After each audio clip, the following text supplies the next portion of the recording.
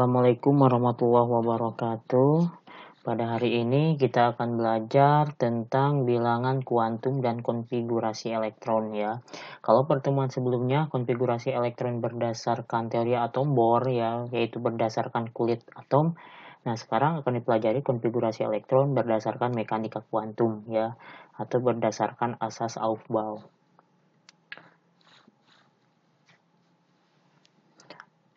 Nah, sebelum membahas konfigurasi elektronnya, di sini dibahas dulu sekilas tentang model atau mekanika kuantum.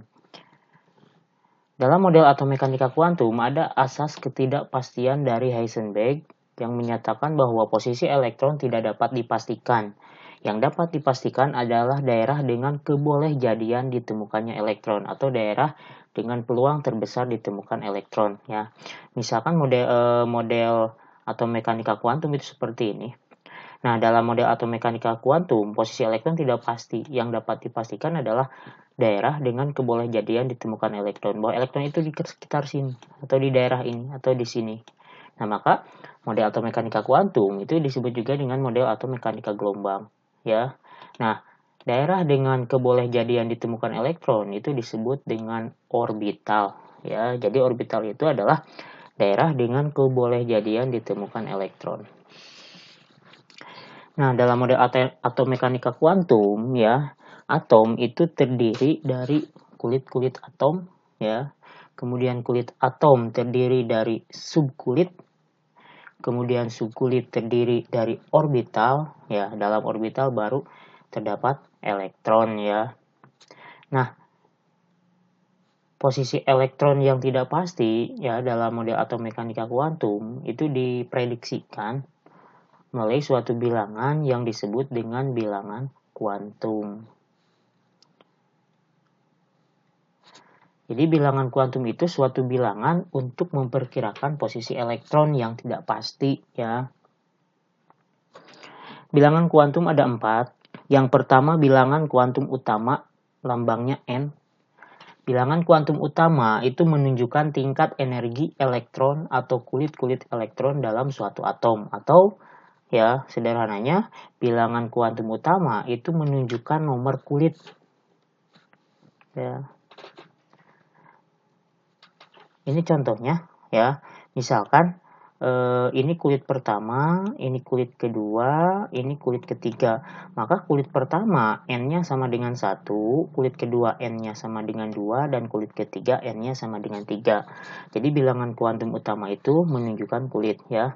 Jadi kulit ke-1 N-nya sama dengan 1, kulit kedua atau kulit L ya, N-nya sama dengan 2, kulit ketiga N-nya sama dengan 3, kulit keempat N-nya sama dengan 4, dan seterusnya. Itu bilangan kuantum utama.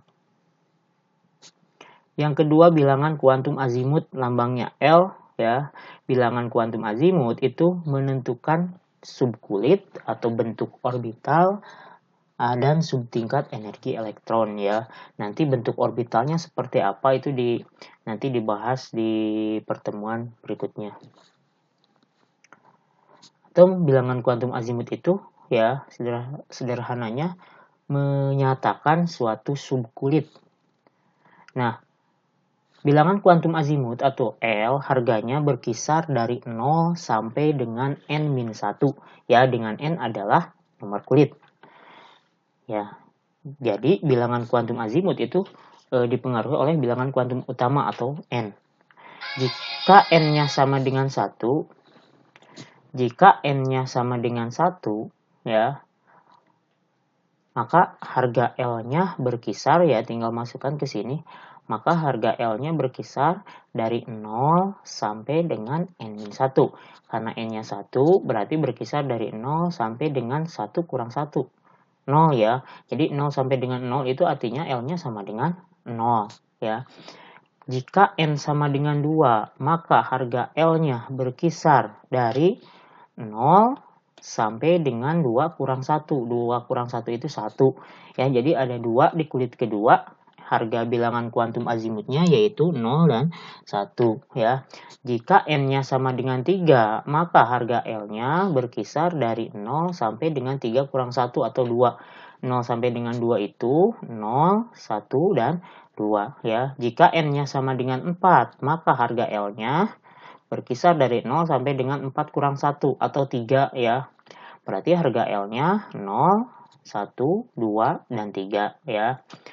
Nah, harga L sama dengan 0 itu namanya adalah subkulit S. Harga L sama dengan 1 itu adalah subkulit P. L sama dengan 2 itu adalah subkulit D, dan L sama dengan 3 itu adalah subkulit F ya. Jadi bilangan kuantum azimut atau L itu menunjukkan subkulit. Sehingga ya, kulit pertama atau N sama dengan 1 itu terdiri dari satu subkulit, yaitu subkulit S. Kenapa subkulit S? Karena L-nya sama dengan 0 dan L sama dengan 0 itu subkulit S. Nah, kulit kedua ya, kulit kedua itu terdiri dari dua subkulit. Dua subkulit itu ditandai L-nya 2, yaitu 0 dan 1. Berarti kulit kedua ya terdiri dari dua subkulit, yaitu L-nya 0 dan 1. Berarti L0 itu untuk subkulit S, L1 itu untuk subkulit P ya. Jadi S dan P. Kulit ketiga terdiri dari 3 subkulit ya. 0, 1, 2 berarti subkulit S, subkulit P, dan subkulit D. Kulit keempat terdiri dari 4 subkulit, yaitu 0, 1, 2, 3 itu artinya subkulit S, subkulit P, subkulit D, dan subkulit F ya. Kemudian dan seterusnya kulit kelima.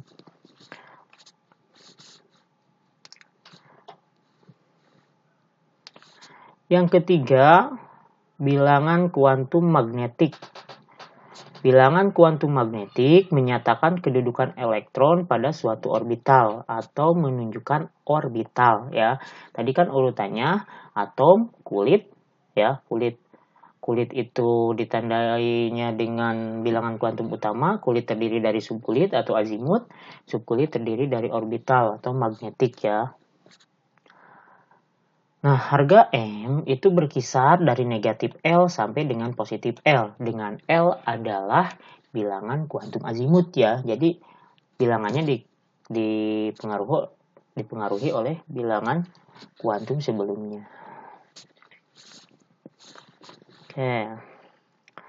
Nah, sekarang untuk L sama dengan 0 atau subkulit L sama dengan 0 itu subkulit S, maka M-nya sama dengan 0. Kenapa 0? Karena kalau disubstitusikan, dimasukkan ke sini, ya, jika L sama dengan 0, maka M-nya dari negatif 0 sampai dengan positif 0, yaitu 0, ya. Tidak ada negatif 0, positif 0, ya 0. Kemudian, jika L-nya sama dengan 1 atau subkulit P, maka M-nya ya berkisar dari negatif 1 sampai positif 1. Ada 3 negatif 1 sampai positif 1 itu, yaitu negatif 1, 0, positif 1. Jika L-nya sama dengan 2, maka harga M-nya berkisar dari negatif 2 sampai positif 2. Ya, yaitu negatif 2, negatif 1, 0, positif 1, dan positif 2. Jika L-nya sama dengan 3, maka harga M-nya berkisar dari negatif 3 sampai positif 3, yaitu ini ya. Oke, L sama dengan 0 itu tadi subkulit S. Nah, subkulit S itu memiliki satu orbital ya, memiliki satu orbital ditandai dengan M-nya hanya satu, yaitu 0 posisinya ya, 0.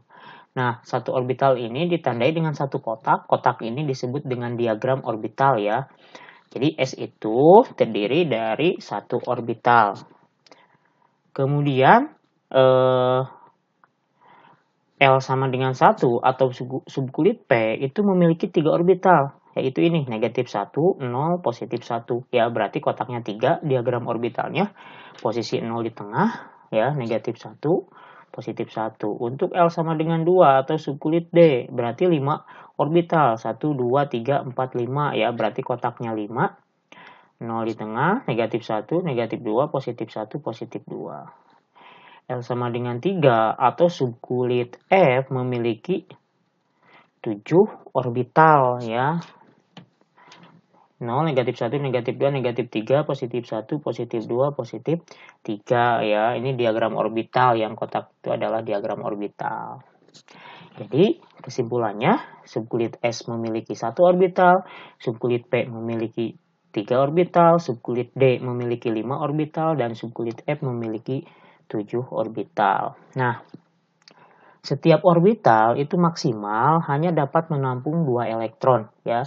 Jadi, setiap satu kotak, ya, maksimal menampung 2 elektron. Sehingga subkulit S maksimalnya adalah 2 elektron. Kemudian subkulit P maksimalnya karena P itu memiliki 3 orbital atau 3 kotak, maka 2 kali 3 ya. Jadi P itu 6 elektron maksimalnya. Subkulit D maksimalnya 10 elektron, 5 kali 2. Subkulit F berarti maksimalnya 14 elektron ya, 7 kali 2. Nah, ini nanti dari bilangan kuantum magnetik ini nanti bisa disusun konfigurasi elektron yang mekanika kuantum ya. Kemudian berikutnya aturan Hahn. Aturan Hahn ini membahas cara mengisi elektron dalam diagram orbital atau dalam kotak tadi. Menurut Hahn, elektron-elektron dalam orbital-orbital suatu subkulit cenderung tidak berpasangan. Elektron-elektron baru akan berpasangan apabila pada subkulit itu sudah tidak ada lagi orbital yang kosong. Contoh, gambar diagram orbital dari P5 dan D8 ya. Jadi P itu bisa 5 elektron. Kenapa? Karena P maksimalnya 6 elektron. Maksimal itu artinya paling banyak ya. Jadi bisa kurang ya, tapi tidak bisa lebih. Jadi P5 itu bisa. Nah, karena orbital P jumlahnya 3 ya, berarti kotaknya 3. Ya, kotaknya 3. Nah, cara mengisi 5 elektron itu gimana? Nah, itu yang dibahas di aturan Hahn. Jadi cenderung satu persatu dulu. Jadi yang 5 itu bukan bukan cara mengisinya 2 dulu, tapi satu persatu dulu seperti ini dengan arah tanda panah ke atas ya. Nanti di spin dibahas panah ke atas itu apa. Nah, karena sudah 3 ya, sudah terisi semuanya, dan P itu 5, berarti masih ada sisa 2 ya. Karena P itu 5, masih ada sisa 2, nah maka yang 2 itu kembali lagi ke awal dengan arah yang berlawanan atau jadi berpasangan ya. Apabila pada subkulit itu sudah tidak ada lagi orbital kosong, sehingga jadi seperti ini ya, 5 itu. Kemudian D8, contoh yang kedua. Orbital D itu ada 5 ya, dan dalam 5 orbital ini terdiri dari 8 elektron ya di contoh ini. Nah, 8 elektron itu bukan 2 ya, tapi satu persatu dulu menurut Hahn ya. Di sini 1, kemudian di sini 1, kemudian 1 ya. Jadi semuanya udah terisi. Baru 5, masih ada sisa 3, baru kembali lagi ke awal dengan arah yang berbeda, jadi berpasangan ya. 6, 7, 8 ya. Jadi seperti ini cara mengisi diagram orbital berdasarkan aturan Hahn. Nah, diagram orbital itu nanti berguna untuk menentukan bilangan kuantum suatu atom ya. Yang keempat, bilangan kuantum spin. Nah, bilangan kuantum spin tidak seperti bilangan kuantum sebelumnya, karena bilangan kuantum spin ini terpisah, artinya bilangannya tidak dipengaruhi oleh bilangan kuantum yang 3 tadi, ya. Nah, bilangan kuantum spin itu menyatakan arah rotasi elektron, ya. Nah, ini animasinya. Jadi elektron itu berotasi ya, rotasi itu perputaran pada sumbunya sendiri. Nah, elektron itu berputar mengelilingi inti atom ya. Kalau di tata surya berevolusi. Nah, di samping berputar mengelilingi inti atom, elektron juga berputar pada sumbunya sendiri. Nah, lihat. Nah, ini perputaran pada sumbunya sendiri itu seperti ini. Nah, perputaran pada sumbunya sendiri atau pada porosnya sendiri itu disebut rotasi elektron. Nah, arah rotasi elektron hanya ada 2 kemungkinan, searah jarum jam dan berlawanan arah jarum jam, ya. Nah, searah jarum jam, ya, searah jarum jam. Kemudian yang ini berlawanan arah jarum jam, ya. Jadi bilangan kuantum spin itu juga ada dua kemungkinan, karena arah rotasi elektron ada dua kemungkinan. Yang pertama searah jarum jam, ya. Yang kedua berlawanan arah jarum jam. Searah jarum jam S-nya positif setengah, berlawanan arah jarum jam S-nya negatif setengah, ya. Positif setengah itu tanda panahnya ke atas untuk elektron, rotasi elektron. Berlawanan arah jarum jam atau negatif setengah, tanda panahnya ke bawah, ya. Jadi kenapa tadi di diagram orbital panahnya itu ada yang ke atas atau ada yang ke bawah, itu untuk menunjukkan arah spin atau rotasi elektron, ya. Nah, sekarang akan dibahas konfigurasi elektron. Nanti setelah konfigurasi elektron akan dibahas cara menentukan bilangan kuantum, ya. Tapi konfigurasi elektron itu dari bilangan kuantum dulu. Nah, konfigurasi elektron ini berdasarkan aturan Aufbau, di mana menurut Aufbau pengisian elektron dimulai dari subkulit yang berenergi paling rendah. Setelah subkulit berenergi lebih rendah penuh, maka elektron menempati subkulit berikutnya. Nah, yang urutannya adalah, ini tadi dibahas di bilangan kuantum azimuth, ya, bahwa kulit pertama itu hanya memiliki satu subkulit, yaitu subkulit S, ya. Angka 1 itu menunjukkan nomor kulit. Jadi ini adalah subkulit S di kulit ke-1. Kulit kedua, ya, terdiri dari dua subkulit, yaitu S dan P. Nah, ini kulit kedua artinya. Jadi angka 2 ini menunjukkan bilangan kuantum utama, ya, atau nomor kulit. Kulit ketiga terdiri dari 3 subkulit, yaitu subkulit S, subkulit P, dan subkulit D. Kulit keempat terdiri dari 4 subkulit, S, P, D, dan F. Kulit kelima secara teoritis harusnya terdiri dari 5 subkulit, ya. Tapi sampai sejauh ini baru 4 subkulit yang terisi. Ya, maka di sini ditulisnya 4, ya. Yaitu 5S, 5P, 5D, 5F.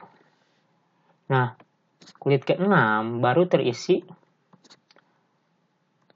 3, ya, yaitu sampai 6D. Kulit ke-7 baru terisi sampai 2 subkulit, ya.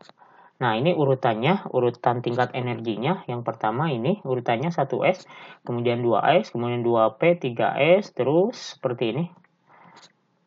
Tingkat energi menurut Aufbau. Maka kalau diurutkan, ya, dibuat baris, maka seperti ini urutannya: 1S, 2S, 2P, 3S, 3P, 4S, 3D, 4P, 5S, 4D, 5P, 6S, 4F, 5D, 6P, 7S, 5F, ya, kemudian 6D, kemudian 7P, ya, ini urutannya. Nah, tadi elektron maksimal di subkulit S itu 2, ya. Maka 1S2, S itu 2 maksimalnya, P itu tadi 6, ya. Karena P itu 3 orbital dan 1 orbital 2 elektron, sedangkan S itu 1 orbital, maka maksimalnya 2, ya. P itu 6, S itu 2, berarti 3S2, 3P6, 4S2, 3D 10. Terus F maksimalnya 14, ya. D 10 lagi, F14, nah terakhir P. Nah, ini jadi ini adalah urutan konfigurasi elektron menurut aturan Aufbau. Berikutnya contoh. Tulis konfigurasi elektron dari natrium, nomor atomnya 11, ya.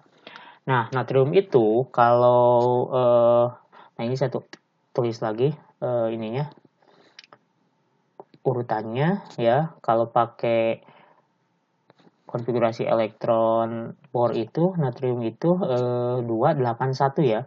11 itu 281. Sekarang akan dipelajari cara konfigurasi Aufbau, ya. Oke. Ini urutannya tidak boleh berubah, ini urutannya. Nah, 11 itu elektronnya. Elektron itu di atas, yang seperti pangkat itu adalah elektron. Maka harus 11 kalau dijumlahkan, ya, untuk natrium. Berarti yang pertama 1S2. Yang kedua 2S2, ya, masih ada, ya, karena 22 baru 4. Yang ketiga 2P6, ya, 2, 6, 10. Kenapa tidak 2P7 jadi 227 11, ya? Karena P maksimalnya adalah 6, jadi tidak boleh lebih dari 6, ya. Jadi 1s2, 2s2, 2p6, masih ada sisa satu lagi ya, karena baru 10. Nah, yang satu lagi itu berarti subkulit berikutnya 3s. Nah, 3s itu berarti 3s1 bukan 3s2. Karena kalau 3s2 itu untuk nomor atom 12 ya. Jadi S itu boleh 1 ya, karena 2 itu maksimal. Jadi ini adalah konfigurasi elektron untuk natrium ya, berdasarkan aturan Aufbau. Semakin besar nomor atomnya ya pasti konfigurasinya juga akan semakin panjang. Catatan ya ini. Subkulit D ya, jika ada subkulit D ya, subkulit D itu cenderung berada dalam keadaan penuh atau setengah penuh. Penuhnya itu 10 D itu ya, atau setengah penuh 5. Jadi cenderung 10 atau 5 jika kurang dari 1 elektron ya. Jika sisanya kurang dari 1 elektron. Contoh, untuk Cr24 ya, atom krom nomor atomnya 24, dikonfigurasikan 24 itu sampai 24 ya. Nah, 1s2, 2s2, 2p6, 3s2, 3p6. Hitung dulu ya, supaya tidak kelebihan. 2, 2, 6, 10, 2, 6, 18. Ya, baru 18. Berarti masih ada sisa 6 lagi. Ya, berarti setelah 3p6 apa? Lihat ya, urutannya ini. Setelah 3p6 itu jangan langsung 3D, tapi harus ke sini dulu 4s. Ya, berarti 4s-nya 4s2. Ya, berarti ada sisa 4 lagi. Nah, 4 lagi berarti ada di sini, di D yang 4 itu ya, karena D maksimalnya 10. Berarti 3D4. Nah, ini adalah kasus konfigurasi elektron yang kurang 1 ke D, itu ke penuh atau setengah penuh. Nah, ini 4. 4 itu kurang 1 ke setengah penuh, ke 5. Nah, maka ini cenderung akan jadi 5. Jadi konfigurasi ini salah. Yang betul itu, D itu harus 5. Maka konfigurasinya seperti ini. Nah, 5 itu ya, 5 itu D itu jadi 5 bukan berarti nomor atomnya jadi 25. D itu jadi 5 ngambil 1 dari S ya. Ngambilnya dari mana? Dari kulit paling besar ya, terluar. Nah, jadi 4S-nya 4S1, 3D-nya jadi 3D5. Nah, ini khusus untuk D ya, yang kurang 1 elektron, yaitu posisinya 4 atau 9. 4 jadi 10, 4 jadi 5, 9 jadi 10 dengan mengambil ya elektron dari kulit terbesar atau kulit terluar. Nah, ini kan kulit terluarnya kulit keempat ya, ngambilnya dari S kulit terluar ya. Nah, ini ngambilnya dari S yang ini. Latihan 1 atau tugas 1 ini harus dikerjakan ya. Tulis konfigurasi elektron dari P15, Cu29 dan Pb82 ya. Pastinya akan yang 82 akan panjang. Nanti ini dikerjakan, kemudian nanti diupload, ini latihan satunya ya.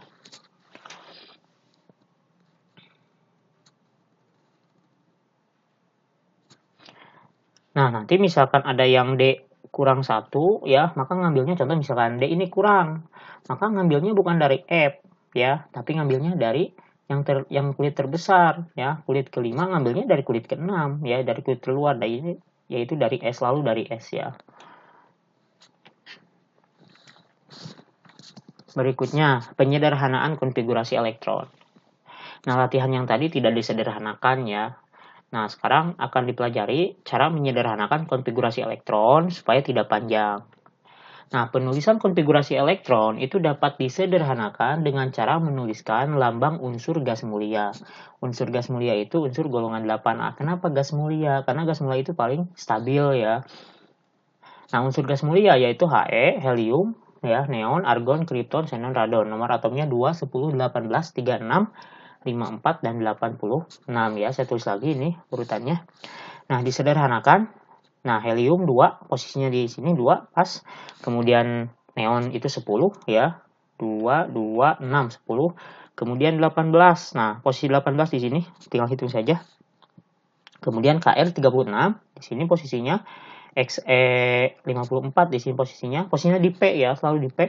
Rn 86 posisinya di sini. Jadi bisa disederhanakan ya, maksudnya seperti ini. Contoh, misalkan tuliskan konfigurasi elektron untuk Fe26. Nah, kalau tidak disederhanakan, tidak disingkat ya, Fe26 itu seperti ini panjang. Ya, ini panjang. Kemudian mau disederhanakan ya supaya tidak panjang, sebetulnya ini hanya pilihan, bisa disederhanakan bisa tidak sebetulnya ya. Tapi kalau ada yang lebih sederhana maka lebih baik atau lebih mudah disederhanakan saja. Kemudian kalau disederhanakan Fe26 maka disederhanakan menggunakan unsur gas mulia. 26 itu disederhanakan menggunakan yang 18. Kalau yang 36 tidak bisa ya karena lebih besar ya. Menyederhanakan itu dengan nomor atom yang lebih kecil ya. Berarti 18. Nah, kemudian tulis seperti ini dalam kurung AR ya. Artinya setelah menuliskan AR seperti ini berarti kita dianggap sudah menuliskan konfigurasi elektron sampai dengan 18, yaitu sampai sini. Berarti tinggal melanjutkan sisanya ya. Nah, berarti 18 sisanya 26 itu berarti sisanya 8 ya. Nah, berarti dilanjutkan dari sini 4S2. Nah, dari sini ya 3D 6 ya. Nah, maka ini sama saja ya. Nah, bisa tidak disingkatnya dengan NE yang 10? Bisa tidak dengan HE yang 2? Bisa. Bahkan tidak disingkat juga bisa ya. Tapi lebih sederhana disingkatnya dengan AR yang lebih dekat ya. Kalau di bawah 18 tidak perlu disingkat ya. Sebetulnya tidak perlu disingkat, tapi kalau mau disingkatnya juga nggak apa-apa. Contoh misalkan nomor atom 7 ya, nomor atom 7 lah tidak perlu disingkat dengan HE karena pendek ya, tidak panjang, mau disingkat juga boleh. Berikutnya kalau sudah bisa penyederhanaan atau penyingkatan, maka sepanjang apapun atau sebesar apapun nomor atomnya ketika dikonfigurasikan tidak akan panjang. Contoh misalkan 95 nomor atomnya, ya disingkat saja dengan yang 86 ya di sini dengan Rn, berarti dilanjutkan tinggal dari sini ya, pasti tidak akan panjang ya. Berikutnya konfigurasi elektron untuk ion ya. Ion itu udah dibahas di pertemuan sebelumnya. Ion itu adalah atom yang bermuatan listrik, ada positif, ada negatif. Ion positif melepaskan elektron, ion negatif menangkap elektron. Artinya elektronnya berubah. Kalau berubah ya maka konfigurasinya juga berubah. Contoh, natrium 11 konfigurasinya tadi udah dibahas ini ya. Kemudian yang ditanyakan bagaimana konfigurasi ion Na+. Nah, Na+ itu ion muatannya positif 1. Artinya positif 1 itu melepaskan 1 elektron sehingga elektronnya jadi 10. Maka konfigurasinya berubah. Jadi seperti ini.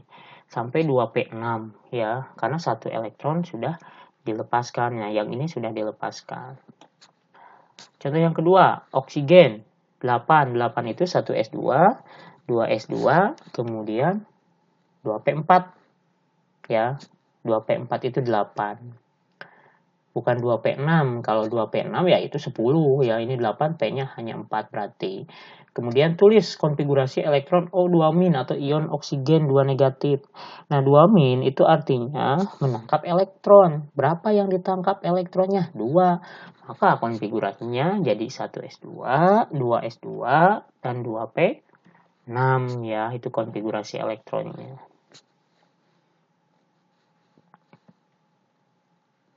Contoh lagi Fe. Nah, ini misalkan Fe3+. Ya, ini udah ada. Fe3+ itu artinya melepaskan 3 elektron. Nah, maka konfigurasinya ini harus dipahami. Yang dilepaskan itu adalah elektron di kulit terluar. Ya, jadi yang dilepaskan itu terluar dulu. Nah, kulit terluar untuk Fe itu adalah bukan 3D. Karena 3D itu kulit ketiga. Kulit terluarnya ya pasti kulit keempat ini. Nah, kenapa urutannya 4S dulu ya? Karena tingkat energinya lebih rendah daripada yang 3D ya. Nah, maka yang dilepaskan itu ya kulit terluar, yaitu di 4S dulu. Jadi ini dilepaskan ya sebanyak 2. Karena ini melepaskan 3, maka yang satu lagi baru dari 3D. Sehingga jawabannya jadi AR3D5. Jadi bukan AR4S2 3D3 karena yang dilepaskan itu adalah elektron di kulit terluar atau yang memiliki nomor kulit besar dulu ya. Nah, ini latihan kedua atau tugas keduanya. Nanti digabung dengan tugas pertama tadi, diupload ya hasilnya. Tulis konfigurasi elektron. Ini bebas, artinya bebas itu Anda boleh disingkat cara mengerjakannya ataupun tidak ya. Jadi kalau ada D kurang 1 itu cenderung penuh atau setengah penuh ya. Tapi kalau lebih tidak jadi penuh atau setengah penuh, hanya untuk yang kurang saja. Nah, kemudian nomor 7 dan 8 itu adalah ion ya. Nah, ini Al aluminium 3 positif. Jadi kalau I ini negatif 1, artinya kalau ion itu nanti menyelesaikannya jadi 2 konfigurasinya, sebelum jadi ion, setelah jadi ion, seperti contoh tadi. Nah, pertemuan kali ini cukup sampai di sini dulu. Nanti dilanjutkan dengan kembali lagi bilangan kuantum, menentukan bilangan kuantum suatu elektron dalam atom ya. Tapi harus konfigurasi elektron dulu ya. Assalamualaikum warahmatullahi wabarakatuh.